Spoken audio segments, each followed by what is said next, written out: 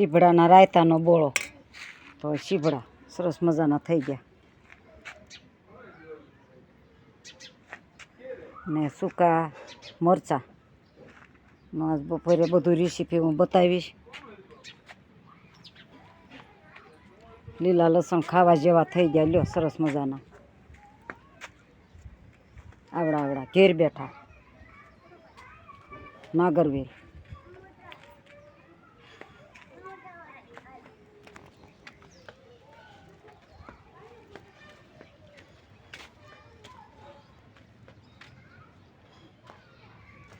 ધાણા ઉગી ગયા, ડુંગળી થઈ ગઈ, સરસ મજાના ફૂલ હમણાં ખીલશે. તો એ મારી ફૂલવાડી ઘેર બેઠા. પપૈયાને પાછા પપૈયા લાગી ગયા અને બીજા ઉજરી ગયા ને ઓલા પાકી ગયા હતા એ કાઢી નાખ્યા ને બીજા નવા કરી દીધા. કારેલા પડવા મળ્યા છે પણ હવે થોડા દીમાં શાક કરવું છે. તું સૌને બોલાવીશ ખાવા. લ્યો સરસ મજાનો મારો બગીચો અને મારા વિડીયામાં બન્યા રહેજો. આખો દી વિડીયા નવા બતાવીશ પણ અત્યારે બસ બનાવેલો આપણે જોઈશ. આમ 500 કોઈ દી લાવ્યા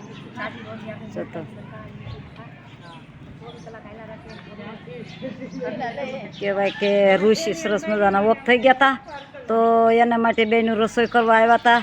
તો બસાર્યું તારે એમ થયું કે નિશાળમાં પાણી બાણીની વ્યવસ્થા છે તો એ બેનું અહીંયા રસોડું કરી અને સરસ બેનું લાઠીનું બેનું છે ને જમવા આવ્યું છે. તો મને એમ થયું કે લઈને લાપસી વધી છે તો આ બેનું જમવા આવ્યા. લાઠીનું છે ને બેનું? અરે પણ અમારું અડધું બધું પીરવાળું બધા ના રહ્યા. 2-5 જવડ્યા કુંડળવાળા, નાની કુંડળવાળા. કેવું લાગ્યું અમારું ગામ તમને? હા તો એવું છે. એટલે અત્યારે બસ આટલું ને ફરી કાંઈક નવો નજારો જોઉં તો મૂકું. પણ એક બાબાને થોડોક દાજો છે, દવાખાને લઈ જાવ છે તો ઘરે ગયા છે લેવા પુત્રવધુ એમના બાબાને. તો હું ત્યાં જાઉં છું પણ હજી હાલ તો હું આમ તો ડ્યુટી નિભાવું છું 4 વાગ્યા સુધી. ત્યારે હું નથી જતી પણ દવાખાનાનું કામ છે ને તે ભેગી જાઉં છું. લો જો અમારે બાજુમાંથી સુરત વ્યા ગયા છે તો એ કંઈક કામે આવ્યા તો જોઈ ગયા તો એને કીધું કે અમને રીત બતાવો. અમે તો બોલો હવે કેવી રીતે તમે એને મીઠાના પાણી બોળી દીધા હતા કાલે અને સવારે ધોઈને તડકે નાખ્યા. પણ વાદળછાયું વાતાવરણ છે, હવે વરસાદની બીક લાગે તો થોડાક કરોડ નથી થાય એવા. તો તારે બોળો તૈયાર થઈ ગયો એ પણ મેં ખાટલે મૂક્યો તો. એમાં હળદર નાખી, એમાં રાયના કુરિયા નાખ્યા, એમાં થોડુંક લીંબુ નખાય ને નકર તો એથી વધુ સારું ખાવું હોય તો છાશનો સાટો નખાય. તો મેં છાશનો સાટો નાખ્યો અને સરસ મજાનો એ બોળો થઈ ગયો છે. અમારે થઈ ગયા છે તો હવે આ થોડા ભેળવી જ દઈએ મેં. તમે સવન ક્યાં ભેળવી? इसमें मीठा तो नहीं है, इसमें नहीं, इसमें बहुत है, इसमें बहुत है, इसमें बहुत है. પણ જો તમે અમારા વાળા છો પણ તમને હિન્દી ભાષા સારી લાગે તમે બોલો તો મને સારી લાગે. ગુજરાતી બોલો. હા મને ગમે છે સારું. પછી હવે અમારા ગામમાં બ્રાહ્મણના માણસ છે તેને હિન્દી ભાષા આવડતી નથી પણ મરી ગયા પછી હું વાલું છે. આ વિડિયો શરૂ જો સરસ મજાનો. ઓકે તો હું સરસ હવે મસ્ત છે નાખવા જઈ રહી છું. બોલો જીવડું ગયું બસ ફેંક દો. પાણી તો ભાઈ આપણી એરિયામાં ક્યારના બધા ભરીને બંધ કરી દીધા ખરા.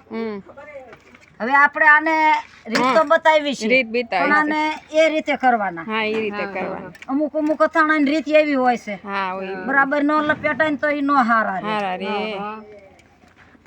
અરે પણ એ બધું તો પછી હું લઈ લઉં પણ તમે ઠેઠ સુરત થી આવ્યા મારે સા પાણીની વ્યવસ્થા કરવી જો. ઓકે ના ના સા પાણી ને અથાણું શીખવા આવ્યા છે કાજલબેન હંસાબેન. આપણે શું કહેવાય સીભડાનું રાયતું તૈયાર. Okay thank you.